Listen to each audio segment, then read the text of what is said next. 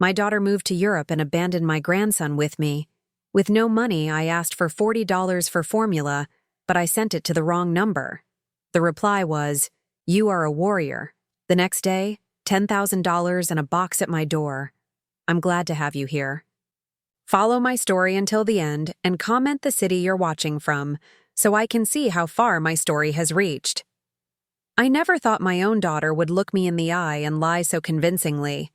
But there Sarah was, standing in my small living room with her suitcase in one hand and baby Tommy balanced on her hip, telling me the most elaborate story about a temporary business opportunity in Europe that would change everything for her family. "It's just for 6 months, Mom," she said, her voice steady as stone. "David's company is opening a branch in Paris, and they specifically requested him. The salary is incredible, enough to finally pay off our debts and get us back on our feet." I watched her bounce Tommy gently, his 8-month-old eyes wide and trusting as he gazed at his mother. My heart ached seeing how attached he was to her, how his tiny fingers clutched at her shirt whenever she moved. "But why can't you take Tommy with you?" I asked, though deep down I think I already knew the answer. Sarah's face tightened for just a moment before she plastered on that smile I'd seen her use with bill collectors and landlords. "The housing situation is complicated, Mom. David's company is providing temporary housing, but it's not suitable for a baby.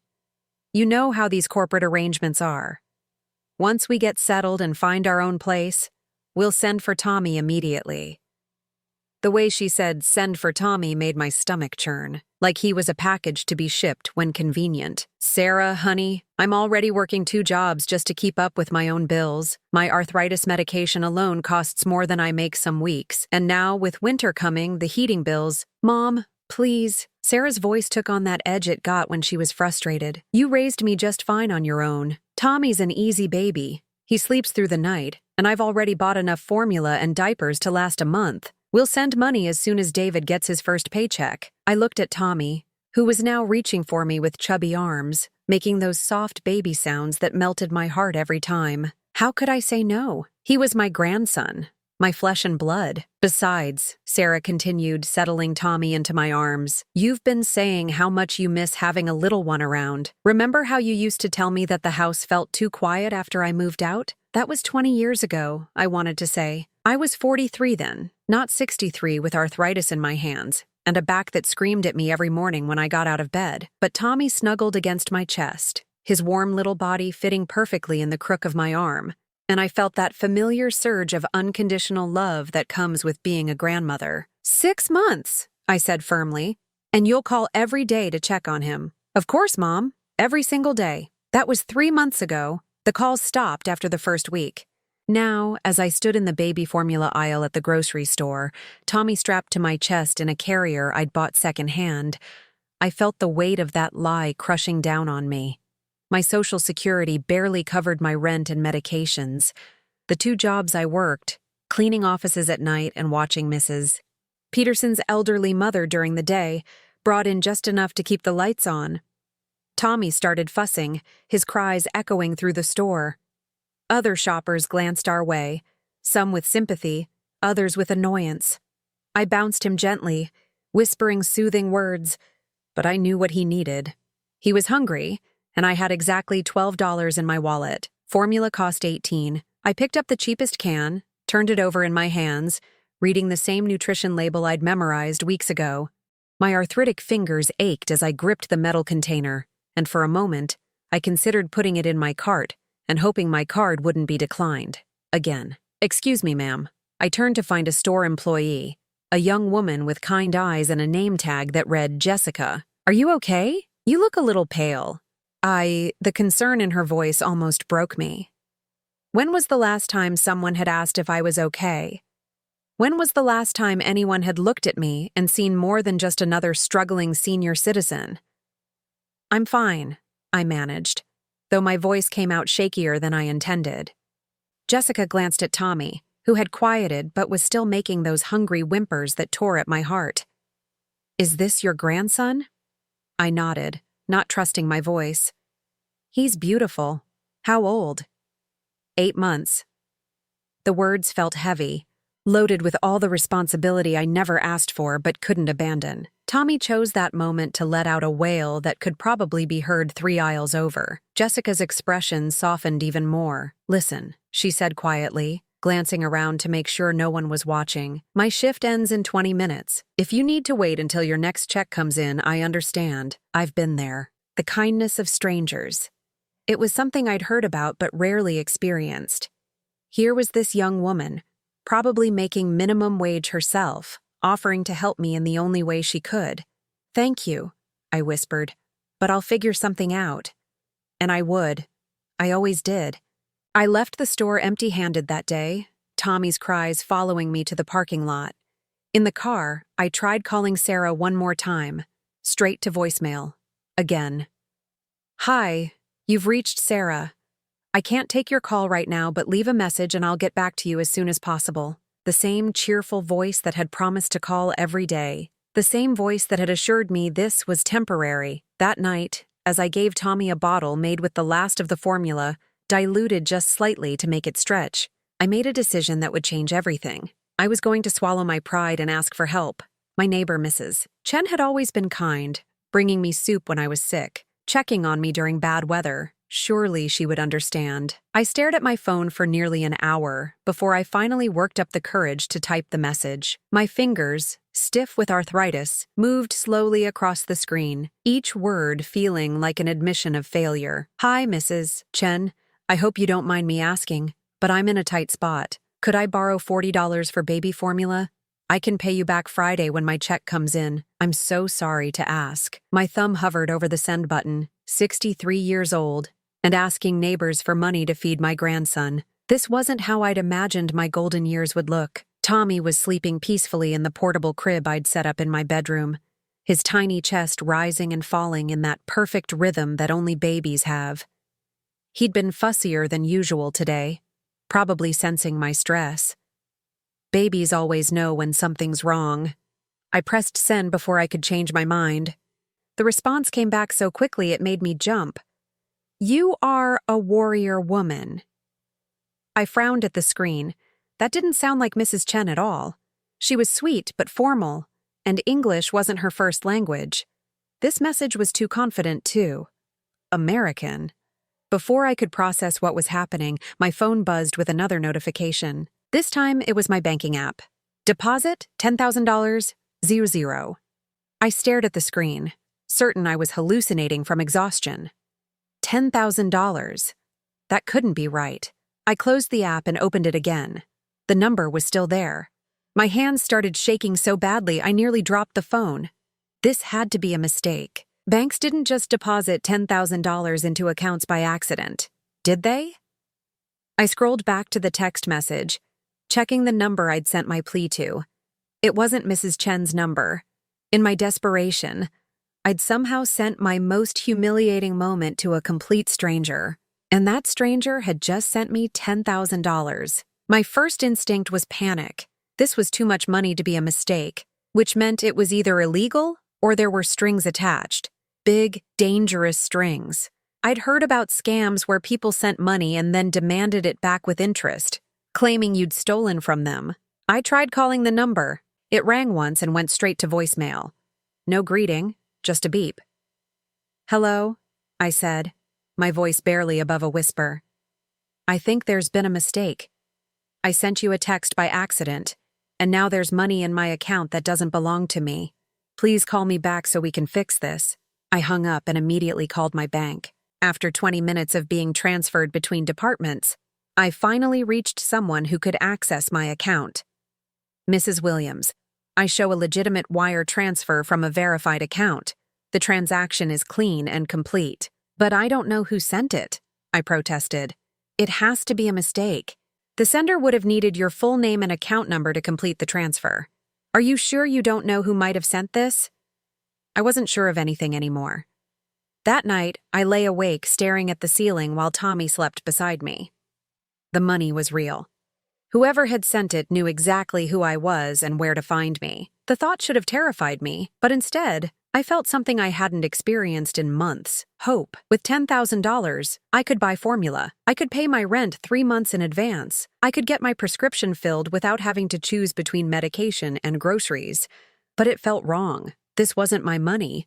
The next morning, I was changing Tommy's diaper when someone knocked on my door. Through the peephole, I saw a delivery man holding a large, elegant box. "Martha Williams?" I nodded, though every instinct told me not to accept whatever this was. "Sign here, please."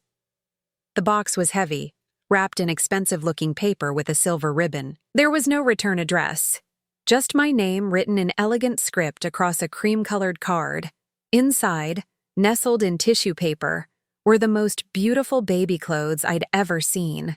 Organic cotton onesies in soft pastels, tiny sweaters that probably cost more than I made in a week, and at the bottom, the most expensive formula money could buy. Enough to last months, but it was the note that made my blood run cold. "For the warrior who fights alone, you are seen, you are valued. Do not look for me." I dropped the card like it was on fire. Someone was watching me. Someone knew about my struggles, knew I was caring for Tommy alone, knew I'd been fighting to keep us both afloat. Who was this person? And what did they want from me? Tommy gurgled happily from his bouncy seat, completely unaware that our lives had just taken a turn into something that felt both miraculous and terrifying. I picked up one of the tiny outfits, feeling the softness of the fabric between my fingers. Part of me wanted to pack everything back up, return the money, and pretend this had never happened. But as I looked at Tommy, his eyes bright and trusting as he reached for the colorful toys that had also been in the box, I knew I couldn't. Whatever this was, whoever was behind it, they had given my grandson what I couldn't provide. For the first time in months, I didn't have to worry about stretching formula or choosing between Tommy's needs and my own. I was grateful, but I was also scared. In my experience, nothing good ever came without a price. The question was, what would this generosity eventually cost me? Now I'm curious about you who listened to my story. What would you do if you were in my place? Have you ever been through something similar? Comment below, and meanwhile, I'm leaving on the final screen 2 other stories that are channel favorites, and they will definitely surprise you. Thank you for watching until here. The packages kept coming. Every few days, another elegant delivery would arrive at my door. Educational toys that Tommy loved, organic baby food in flavors I'd never heard of, even a high-end stroller that folded with the touch of a button. Each package came with the same type of note, written in that same careful script. "For the warrior's little prince," or "Because every battle deserves the best armor." The notes were starting to unnerve me more than comfort me. I'd been trying to act normal, to pretend that my life hadn't been turned upside down by a stranger's inexplicable generosity. But normal was hard to maintain when your neighbors started whispering behind their curtains every time a delivery truck pulled up to your modest duplex. "Martha sure is getting a lot of packages lately," I heard Mrs. Patterson say to her husband as I brought in Tommy from our daily walk. She didn't bother lowering her voice. "Wonder where she's getting the money for all that fancy stuff." I pretended not to hear her, but the comment stung. I'd lived in this neighborhood for 15 years, watched Mrs. Patterson's own grandchildren grow up, brought her casseroles when her husband was in the hospital. Now she was looking at me with suspicion, as if I'd suddenly become someone she couldn't trust. It got worse when Tommy's new stroller caught the attention of other mothers at the park. The old me would have been invisible among the young moms with their designer diaper bags and matching outfits, but now, pushing a stroller that cost more than some people's rent, I stood out in all the wrong ways.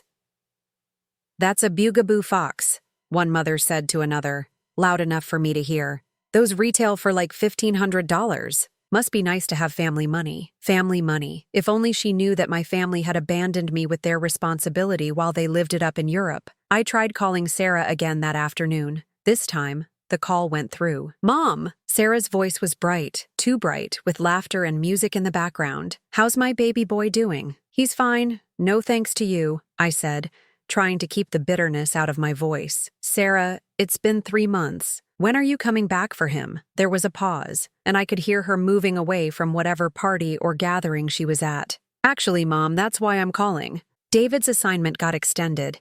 The company loves his work, and they're offering him a permanent position here. We're thinking of making Paris our home base." My heart sank. What about Tommy?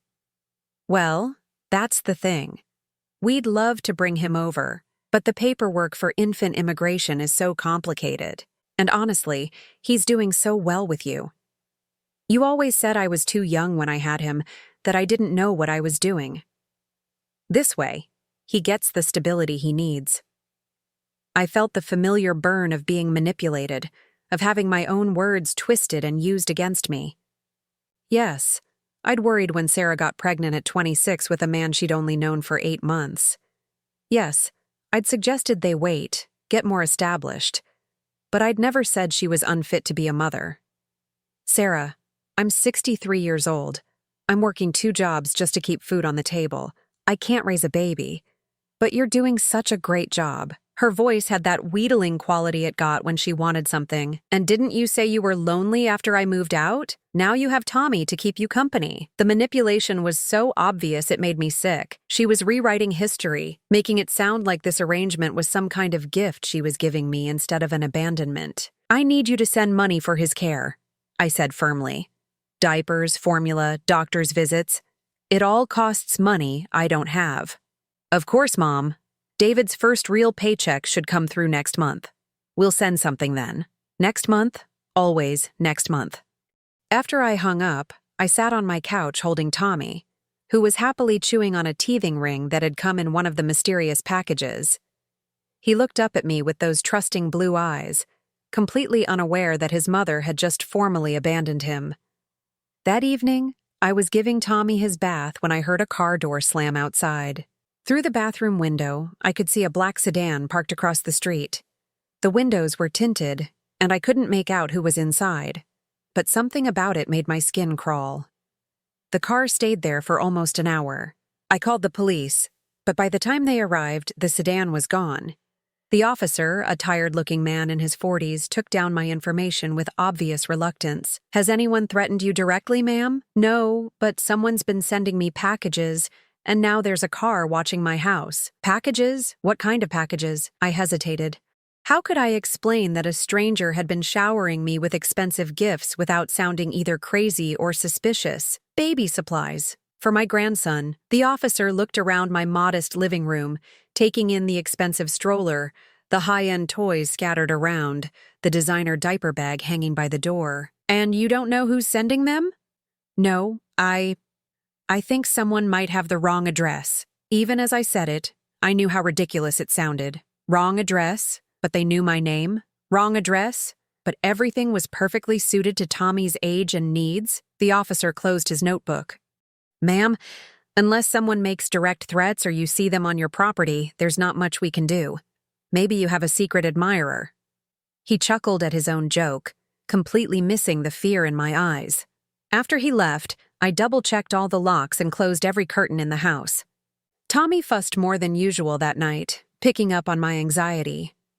I found myself checking the windows repeatedly, looking for that black car. The next morning brought another package. This one was different, smaller, more personal. Inside was a silver locket, old-fashioned and delicate, with a photograph of Tommy and me that someone had taken at the park. We were sitting on a bench, Tommy on my lap, both of us laughing at something outside the frame of the picture. I had no memory of anyone taking this photo. My hands shook as I read the accompanying note. Every warrior needs a talisman. You are not as alone as you think. Someone had been watching me closely enough to photograph intimate moments without my knowledge. Someone knew where I went, what I did, how I lived my daily life. I grabbed my phone and dialed 911, but then stopped. What would I tell them? That someone was giving me expensive gifts and taking pictures of me in public places, that I felt threatened by generosity. Instead, I did something I hadn't done since I was a child. I prayed. Please, I whispered, holding Tommy close as he slept peacefully against my chest. If you're listening, help me understand what's happening. Help me protect him. As if in answer to my prayer, my phone buzzed with a text from the mysterious number. Tomorrow, 3 p.m., Riverside Park, bench by the duck pond. Come alone with Tommy. It's time you knew the truth. My blood turned to ice. This person knew my schedule, knew I always took Tommy to feed the ducks on Thursday afternoons. They'd been planning this, orchestrating every moment. I looked down at Tommy, so innocent, so trusting. Whatever this stranger wanted, whatever game they were playing, my grandson was somehow at the center of it. The question was I brave enough to find out why? I barely slept that night. Every creak of the house, every car that drove past, had me checking the windows and gripping my phone like a lifeline. Tommy seemed to sense my anxiety because he woke up 3 times, something he hadn't done in months. By morning, I'd convinced myself I wasn't going to the park. Whatever this person wanted, meeting them seemed like walking directly into danger. But as the day wore on and Tommy grew restless in our small apartment, I found myself getting his diaper bag ready, checking the time every few minutes. I needed answers. Living in fear was no way to raise a child. At 2:45, I strapped Tommy into his stroller and walked the 6 blocks to Riverside Park. My legs felt weak, and my mouth was dry despite the cool October air. I kept looking over my shoulder, expecting to see that black sedan following me. The park was busy with the usual Thursday afternoon crowd, mothers with toddlers, elderly couples feeding pigeons, teenagers cutting class. Everything looked normal, which somehow made me more nervous. I reached the duck pond at exactly 3 p.m. and sat on our usual bench, the one with the best view of the water where Tommy loved to watch the mallards paddle around. I positioned the stroller so I could see in all directions, my hand never leaving the handle.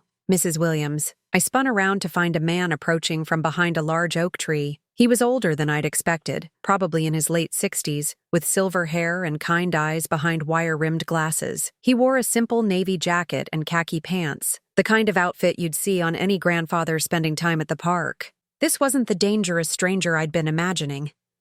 "Please don't be afraid," he said, stopping about 6 feet away and raising his hands slightly. "My name is Richard Morrison. I'm the one who's been sending the packages." "Why?" The word came out as barely a whisper. Richard looked at Tommy, who was gurgling happily at the ducks, completely oblivious to the tension between the adults. "May I sit down?" It's a long story." I wanted to say no, to grab Tommy and run, but something in Richard's manner made me pause. He wasn't threatening. If anything, he seemed as nervous as I was. "Slowly," I said, my voice stronger than I felt. Richard eased himself onto the other end of the bench, maintaining respectful distance between us. Up close, I could see the sadness in his eyes, the kind of deep grief that never fully goes away. "3 years ago, I lost my wife, Catherine," he began, his voice quiet but clear. "Pancreatic cancer. We fought it for 2 years, spent everything we had on treatments, experimental procedures, anything that might give us more time." He paused, watching a duck dive underwater for food. "Catherine always said she regretted not having children. We tried for years, but it wasn't meant to be. Toward the end, when she knew the cancer was winning, she made me promise something." "What kind of promise?" "She wanted me to use the money we'd saved for retirement, the insurance money, all of it, to help families in need. But not through some big charity where the money disappears into administrative costs. She wanted it to be personal, direct, meaningful." I felt some of my fear beginning to ease, replaced by curiosity. After she died, I didn't know how to honor that promise. I was lost, angry at God, at the world, at myself for not being able to save her. Then about 6 months ago, I started monitoring local area codes, looking for people who might need help. "Monitoring how?" Richard looked embarrassed. "I set up a system to catch misdialed calls to certain number ranges. Most of them are wrong numbers for pizza places or businesses, but occasionally I'd intercept something that mattered. A mother calling for help with rent, a father looking for work, an elderly person trying to reach family. The pieces started clicking together in my mind.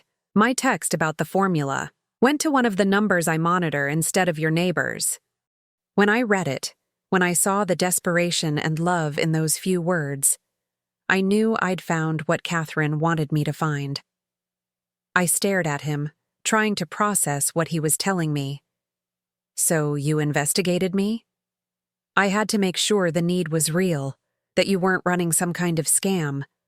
I'm sorry about the photographs, about watching you. I needed to understand your situation before I could help properly." The violations still stung, but I was beginning to understand his reasoning. What did you find? Richard's expression grew angry, but not at me. I found a 63-year-old woman working herself to death to care for a grandchild who was abandoned by his parents. I found someone making impossible choices between medication and food, between heat and diapers. I found a warrior, just like I said in that first text. Tommy chose that moment to drop his favorite toy, and Richard instinctively moved to pick it up.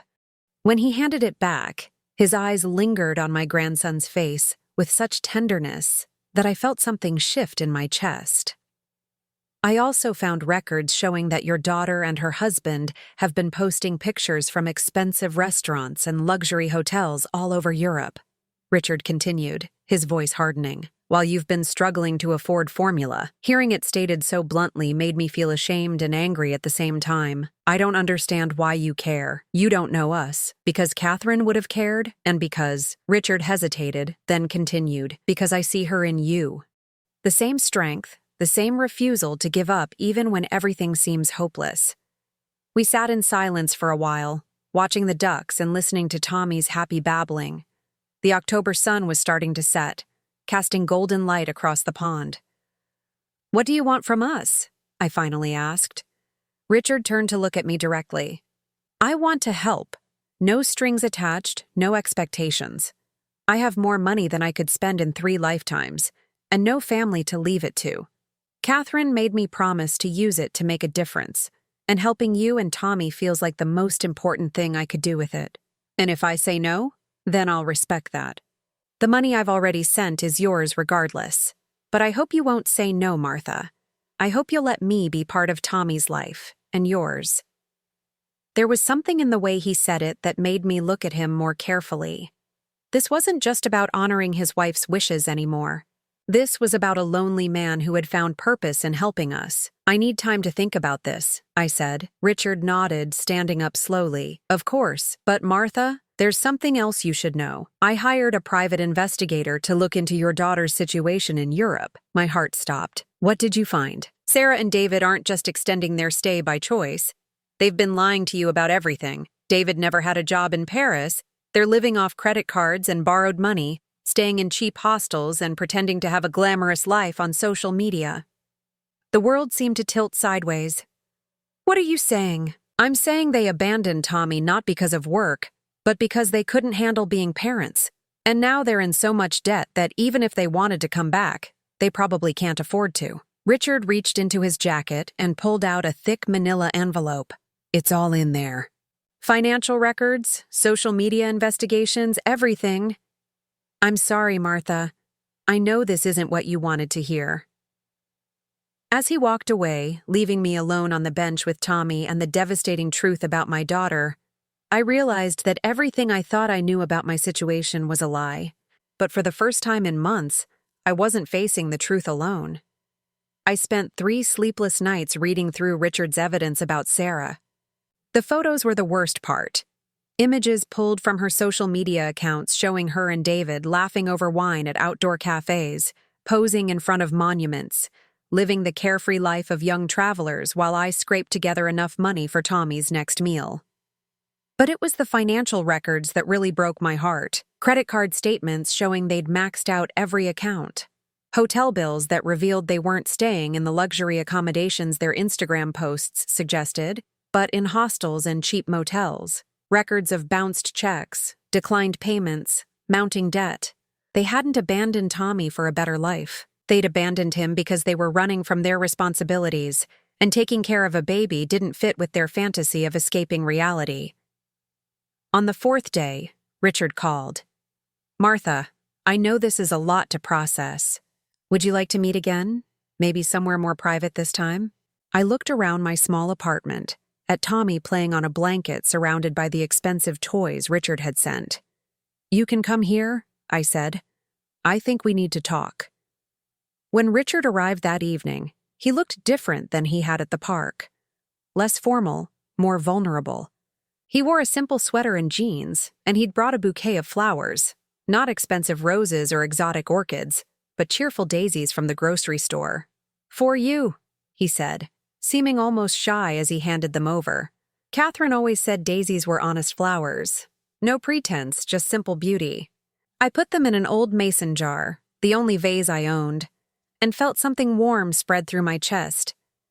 It had been years since anyone had brought me flowers. Even when Sarah's father was still in the picture, he'd been more practical than romantic. "Would you like some coffee?" I asked. "That would be nice." As I prepared the coffee, Richard sat on my small couch, and Tommy immediately crawled over to investigate this new person. I watched nervously as my grandson pulled himself up on Richard's legs, but Richard's face lit up with such genuine joy that my anxiety melted away. "Hello there, little man," Richard said softly, letting Tommy grab his finger. "You're getting so big, aren't you?" "He likes you," I observed, settling into my armchair with 2 mugs of coffee. "I hope so. I don't have much experience with babies, but I've always wanted to learn." There was something wistful in his voice that made me study his face more carefully. "You said you and your wife never had children. Did you want them?" Richard's expression grew distant. "More than anything. We tried for 15 years before we finally accepted it wasn't going to happen. Catherine used to joke that we had enough love for a house full of kids, but nowhere to put it." "I'm sorry," I said, and I meant it. That must have been hard. It was, but Catherine always said everything happens for a reason, even if we can't see it at the time. He looked down at Tommy, who was now contentedly chewing on Richard's watch band. "Maybe this is the reason. Maybe we were meant to save our love for Tommy." The way he said "our love" made my heart skip. This wasn't just about charity anymore.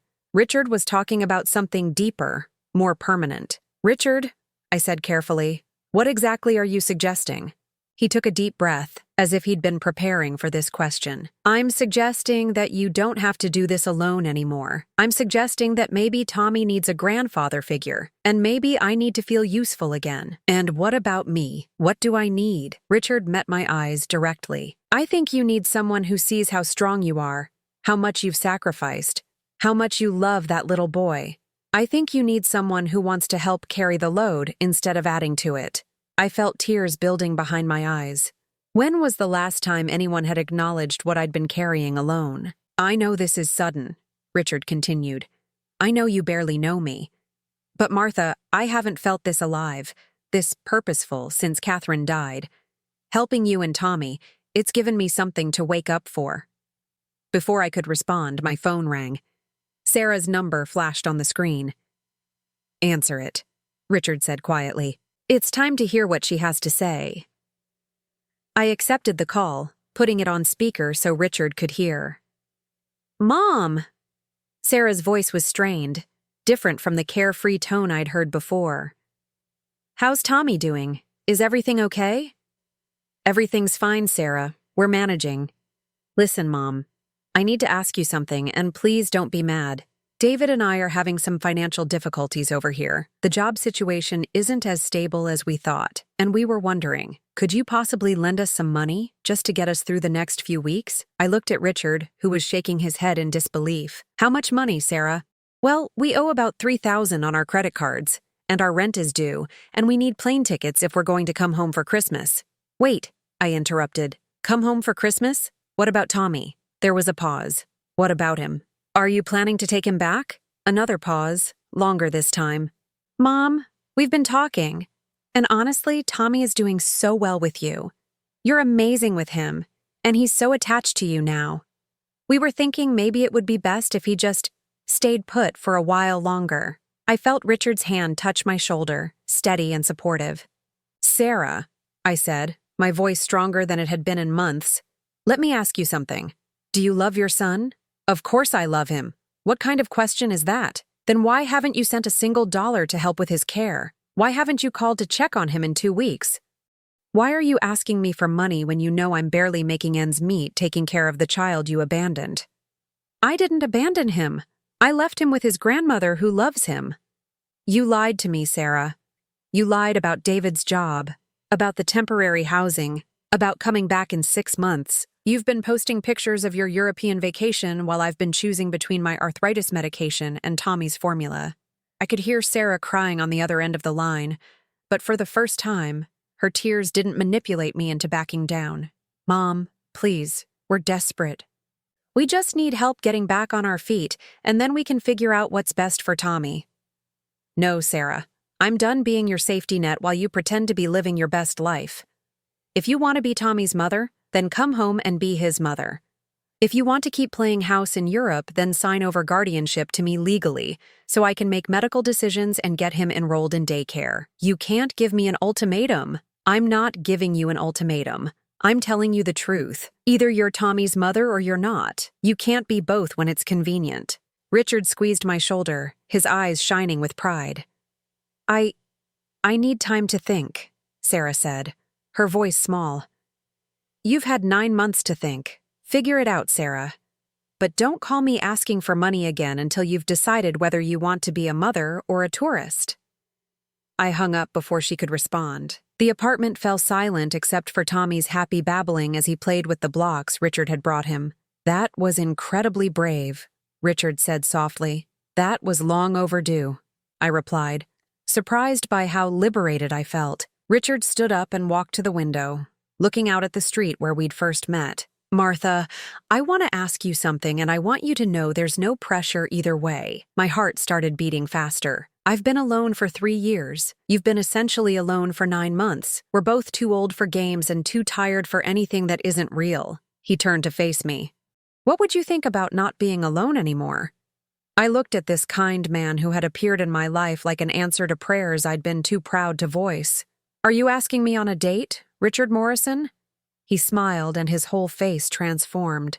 I'm asking you to consider letting me love you both. Tommy needs stability, and you need support, and I need purpose. Maybe we can give each other what we all need. Tommy chose that moment to take his first unsteady steps across the room, lurching from the coffee table toward Richard's outstretched arms. We both gasped as my grandson toddled the 3 feet between them, collapsing into Richard's embrace with a triumphant giggle. Did you see that? Richard whispered, his voice thick with emotion. His first steps. As I watched this gentle man hold my grandson, both of them glowing with joy at this milestone moment, I realized that sometimes the most unexpected gifts come disguised as strangers with sad eyes and generous hearts. Yes, I said, though I wasn't just answering his question about Tommy's steps. Yes, I saw it. 6 months later, I stood in the kitchen of Richard's house, our house now, watching through the window as he pushed Tommy on the swing set he'd had installed in the backyard. At 14 months old, my grandson was walking confidently and saying his first words, Mama for me and Papa for Richard. The legal guardianship papers had come through 3 weeks ago. Sarah had finally made her choice, signing over temporary custody while she and David tried to sort out their lives in Europe. She'd called exactly once since then, a tearful conversation where she'd apologized for everything and promised to visit soon. I wasn't holding my breath. Richard had proposed on a Tuesday morning in February while we were feeding Tommy breakfast. Nothing dramatic or elaborate. He'd simply set a small velvet box next to my coffee cup and said, Catherine always said that when you find your family, you know it. I found mine. The ring was simple. A single diamond on a gold band that had belonged to his grandmother. It fit perfectly, as if it had been waiting for my finger all along. We'd married in a small ceremony at the courthouse, with Tommy as our only witness. Judge Martinez had smiled as she performed the ceremony, commenting that she'd never seen a happier family. Now, as I watched Richard lift Tommy high into the air, both of them laughing with pure joy, I marveled at how much our lives had changed. My phone buzzed with a text message. For a moment, my old anxiety flared, conditioned by months of dreading Sarah's calls. But the message was from my neighbor, Mrs. Chen, the woman I'd originally meant to text that desperate night. Martha, I just wanted to say how happy I am for you and Tommy. Richard is a wonderful man, and you both deserve this joy. Would you like to bring Tommy over for dinner this weekend? I made too much soup again. I smiled, typing back my acceptance. The neighborhood had taken a while to adjust to the changes in my life, but gradually, the whispers and suspicious looks had given way to genuine happiness for our little family. Mama! Mama! Tommy called from the backyard, pointing excitedly at a butterfly that had landed on his finger. I hurried outside. Richard already crouched beside Tommy, both of them studying the delicate orange and black wings. "Look at that, buddy," Richard said softly. "It's a monarch butterfly. They travel thousands of miles to find their home." Tommy giggled as the butterfly fluttered away, then toddled over to me and wrapped his arms around my legs. "Up, Mama!" I lifted him, marveling at how heavy he'd gotten, how sturdy and healthy he looked. The thin, often hungry baby I'd struggled to feed was now a thriving toddler with chubby cheeks and bright eyes. "Richard," I said, settling onto the porch steps with Tommy on my lap, "do you ever wonder if this is all too good to be true?" He sat beside me, his arm coming around my shoulders in the gesture that had become as natural as breathing. "Every day." But then I remember what Catherine used to say about miracles. What did she say? That they're not always dramatic. Sometimes a miracle is just getting exactly what you need exactly when you need it, even if you didn't know you needed it. I leaned into his warmth, watching Tommy play with the wedding ring on my finger. I never thought I'd get married again. After Sarah's father left, I convinced myself that I was better off alone. "Were you happy? Before Tommy? Before me?" I considered the question honestly. I was surviving. I was proud of my independence, proud that I'd raised Sarah on my own and built a life that was stable if not exciting.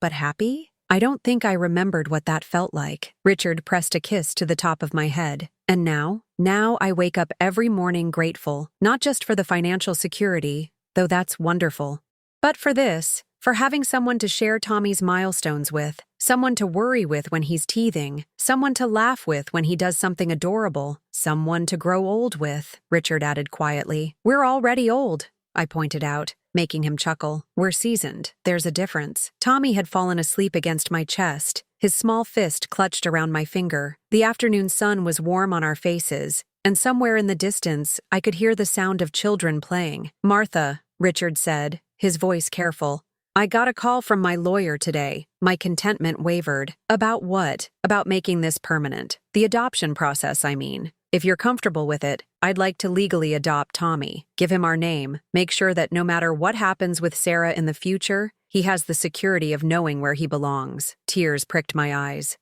In all the chaos of the past year, I hadn't even considered that possibility. But hearing Richard say it, I realized how much I wanted it too. "You want to be his grandfather legally, not just in practice?" "I want to be his grandfather in every way that matters. And I want him to be our son, not just yours." I looked down at Tommy, so peaceful in sleep, his dark lashes casting shadows on his cheeks. He would never remember the months of struggle, the fear and uncertainty. His earliest memories would be of this house, this security, this love. "Yes," I whispered. "Yes, I want that too." Just then my phone rang.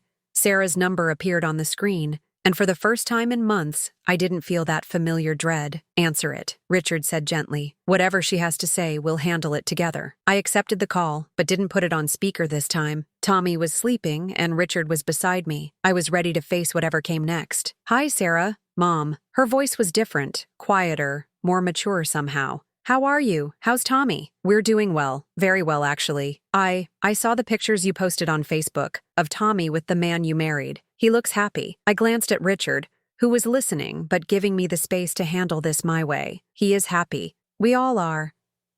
"I'm glad. I really am, Mom. I know I messed up badly. I know I hurt you and abandoned Tommy. And I know saying sorry isn't enough. No, it's not enough, but it's a start. David and I are coming home next month. We've finally saved enough for plane tickets, and we found jobs in Portland. Nothing glamorous, but honest work." "That's good, Sarah. I'm proud of you for taking responsibility. I want to see Tommy. I know I don't have any rights anymore, and I know he probably doesn't even remember me, but I want to try to be part of his life again, even if it's just as his aunt or family friend." I felt Richard's hand squeeze mine, offering silent support. "We can arrange visits," I said carefully. "Supervised at first until Tommy gets comfortable with you again. But Sarah, you need to understand something. Richard and I are adopting Tommy. This is his home now, and we're his parents. You can be part of his life, but you can't disrupt his stability." There was a long pause. Then I heard her crying softly. I understand, Mom, and I think that's probably best. For him, I mean. He deserves parents who put him first, and I wasn't ready to do that before. And now? Now I know the difference between wanting to be a mother and being ready to be one. Maybe someday I'll be ready. But right now, I just want to make sure Tommy knows I love him, even if I can't take care of him the way he deserves. After we hung up, I sat in the gathering dusk with my husband and our sleeping son, feeling a peace I'd never expected to find. How do you feel about that? Richard asked. Hopeful, I said, surprising myself. For the first time, she sounded like she understood what she'd done and why it was wrong. Maybe she really is growing up, and if she wants to be part of Tommy's life?